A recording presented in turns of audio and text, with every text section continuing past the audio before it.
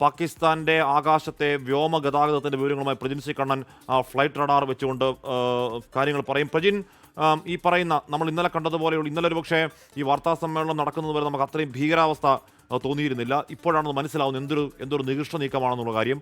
ഇന്നും അതേ വഴിയിൽ വിമാനങ്ങളുണ്ട് പ്രജിൻ. അശ്വിനി, തീർച്ചയായിട്ടും അത് തന്നെ പറയട്ടെ. ഈ സമയത്ത് തന്നെ, അതായത് ഈ ആക്രമണത്തിന് കൃത്യമായ സമയം തെരഞ്ഞെടുക്കുന്ന സമയത്ത് തന്നെ അതിൽ പാകിസ്ഥാൻ ഒളിപ്പിച്ചു വെച്ചിരിക്കുന്ന ഒരു ആയുധമാണ് ഇത്. അത് ഇന്നും അതുപോലെ തന്നെ ഉണ്ട് എന്നത് ഈ ഫ്ലൈറ്റ് റഡാർ സിസ്റ്റം വ്യക്തമാക്കുന്നുണ്ട്. ഫ്ലൈറ്റ് റഡാർ 24 എന്ന് പറയുന്ന ഈ റഡാർ സിസ്റ്റത്തിൽ അത് കൃത്യമാണ്. നമുക്ക് നോക്കുക ഈ ഇന്ത്യയുടെ ഈ ഭാഗത്ത്, പാകിസ്ഥാന്റെ ഈ ഭാഗത്ത് അവിടെ ഫ്ലൈറ്റുകൾ എങ്ങനെയാണ് പോകുന്നത് എന്നത് കൃത്യമായി കാണിക്കുന്ന ഒരു മാപ്പിംഗ് ആണിത്, റഡാർ മാപ്പിംഗ് ആണ്. അതിൽ നോക്കുക, ഇന്ത്യയിൽ നിന്നും പുറത്തേക്കും അല്ലെങ്കിൽ അകത്തേക്കും വരുന്ന ഫ്ലൈറ്റുകളെല്ലാം ഈ രീതിയിൽ എല്ലാം ഈ ദിശയാണ് ഇപ്പോൾ സ്വീകരിച്ചിരിക്കുന്നത്. കാരണം ഈ വ്യോമപാത, പാകിസ്ഥാനിലും ഇന്ത്യയുടെ ഇടയിലുള്ള വ്യോമപാത പൂർണ്ണമായും അടച്ചിരിക്കുകയാണ്. അതുവഴി ഒരു ഫ്ലൈറ്റുകളും ഇന്ത്യയിൽ നിന്ന് പുറത്തോട്ടോ അല്ലെങ്കിൽ ഇന്ത്യയിലേക്കോ വരുന്നില്ല എന്ന് വ്യക്തമാണ്. പക്ഷേ ഇവിടെ പാകിസ്ഥാന്റെ ഈ ഒരു ഭാഗത്ത് അവിടെ വിമാനങ്ങൾ വരുന്നതും പോകുന്നതും ഒക്കെ നമുക്ക് ഈ റഡാറിൽ കാണാം. അതായത് ഏതൊക്കെ ഫ്ലൈറ്റുകൾ വരുന്നുണ്ടോ അത് കൃത്യമായി കാണിക്കുന്നതാണ് ഈ റഡാർ സിസ്റ്റം. അതിൽ ഇപ്പം തന്നെ ഏറ്റവും പ്രധാനപ്പെട്ട കാര്യം, ഈ ആഭ്യന്തര വിമാനങ്ങൾ അവിടെ സർവീസ് നടത്തുന്നുണ്ട്, അതിൽ പ്രശ്നങ്ങളില്ല. പക്ഷേ എന്നാൽ പോലും ഈ വ്യോമപാതയിൽ വരുമ്പോൾ അല്ലെങ്കിൽ അതിർത്തിയോട് ചേർന്ന് കിടക്കുന്ന മേഖലയിലൊക്കെ ഈ വിമാനങ്ങൾ വരുന്ന സമയത്ത് ഡ്രോൺ ആക്രമണം നടത്തുക, ഇൻ കേസ് ഇന്ത്യ തിരിച്ചടിക്കുകയാണെങ്കിൽ ഒരുപക്ഷെ ഈ പറയുന്ന പാകിസ്ഥാനിലെ പ്രധാനപ്പെട്ട കേന്ദ്രങ്ങൾ, അതിപ്പോൾ ലഹോർ ആണെങ്കിലും അല്ലെങ്കിൽ ഇസ്ലാമാബാദ് ആണെങ്കിലും അത്തരം പ്രധാനപ്പെട്ട കേന്ദ്രങ്ങളിലേക്ക് ഒരു തിരിച്ചടി ഉണ്ടാവുകയാണെങ്കിൽ ഈ യാത്രാ വിമാനങ്ങൾക്ക് ഒരുപക്ഷെ അത് ഹിറ്റ് ചെയ്യാൻ സാധ്യതയുണ്ട്. അത് മുതലെടുക്കാനുള്ളൊരു നീക്കമാണ് പാകിസ്ഥാന്റെ ഭാഗത്തുണ്ട്. അത് ഇനിയിപ്പോ ഇന്ത്യയുടെ തിരിച്ചടിയിൽ കൂടെ അല്ല, ഇവരയക്കുന്ന ഡ്രോൺ തന്നെ അതിലടിക്കാനുള്ള ചാൻസ് ഉണ്ടല്ലോ.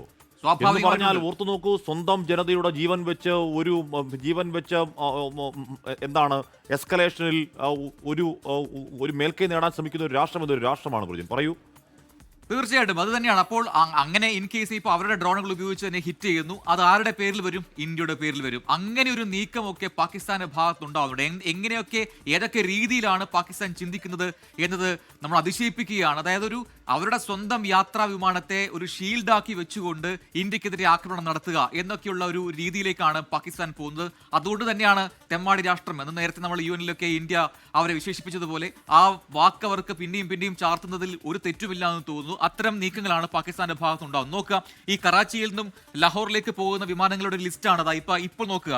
ഇത് ഈ കാണിക്കുന്നത് കറാച്ചിയിൽ നിന്നും ലാഹോറിലേക്ക് പോകുന്ന വിമാനമാണ്. അത് ഷെഡ്യൂൾ ചെയ്തിരിക്കുന്നു. 8 മണിക്ക് കറാച്ചിയിൽ നിന്ന് പുറപ്പെട്ട് 9:45 ലാഹോറിൽ എത്തുന്ന ഫ്ലൈറ്റ് ആണ്. നോക്കുക, കറാച്ചി ടു ലാഹോർ എന്ന് പറയുന്നത് അതിന്റെ പാത്ത് കൂടിയുണ്ട്. നോക്കുക, ഈ പാത്ത് നോക്കുക. അവിടേക്ക് കഴിഞ്ഞ ദിവസം ഇന്ത്യയിൽ നിന്നും ആക്രമണം ഉണ്ടായതാണ്. അത് ഇന്ത്യ തന്നെ സ്ഥിരീകരിച്ചതുമാണ്. പക്ഷേ ടൈം വളരെ പ്രധാനപ്പെട്ടതാണ്. 9:40 കറാച്ചിയിൽ നിന്ന് പുറപ്പെട്ട് ലാഹോറിൽ എത്തേണ്ട വിമാനമാണ്. ആ സമയത്തൊക്കെ പാകിസ്ഥാനിൽ നിന്നും പ്രകോപനം എന്നോണം ഇന്ത്യൻ അതിർത്തിയിലേക്ക് ഡ്രോണുകൾ വരികയാണ്. അതിനെതിരെ ഇന്ത്യ തിരിച്ചടിക്കുകയാണെങ്കിൽ ഇൻ കേസ് അത് ഈ പറയുന്ന യാത്രാ വിമാനങ്ങൾക്കൊരു ഭീഷണിയാണ്. അങ്ങനെയൊക്കെ വരുത്തി തീർക്കാനുള്ള ശ്രമങ്ങൾ പാകിസ്ഥാന്റെ ഭാഗത്തുണ്ടാകുന്നുണ്ട്. എന്താണ് ചെയ്യേണ്ടത്? ഇങ്ങനെയൊരു നീക്കം അല്ലെങ്കിൽ ഒരു മിലിറ്ററി ഓപ്പറേഷൻ പാകിസ്ഥാന്റെ ഭാഗത്തുണ്ടാകുന്നത് ഏത് രാജ്യത്താണെങ്കിലും ആ സമയത്ത് ഇത്തരത്തിൽ വ്യോമപാതകൾ യാത്രാ വിമാനങ്ങൾക്കായി തുറന്നു കൊടുക്കാൻ പാടില്ല.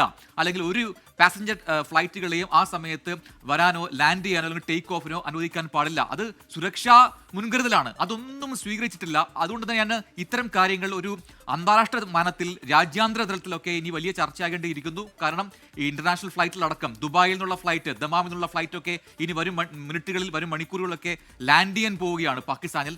ആ സമയത്ത് ഇതുപോലൊരു പ്രകോപനം സൃഷ്ടിച്ച് ഈ അതിർത്തിയിൽ ഡ്രോൺ ഉപയോഗിച്ചും മിസൈൽ ഉപയോഗിച്ചൊക്കെ പാകിസ്ഥാൻ നടത്തുന്ന ആക്രമണ ശ്രമങ്ങൾ അത് ഇന്ത്യ പ്രതിരോധിക്കും. പ്രത്യാക്രമണം ഉണ്ടായിക്കഴിഞ്ഞാൽ അത് വലിയ ഒരു വലിയ മുന്നറിയിപ്പും കാര്യങ്ങളൊക്കെ ആയി മാറും. അതുകൊണ്ട് തന്നെയാണ് പാകിസ്ഥാൻ ഈ നീക്കത്തെ ആ രീതിയിൽ കാണണമെന്ന് പറയുന്നതും. ഹാഷ്മി.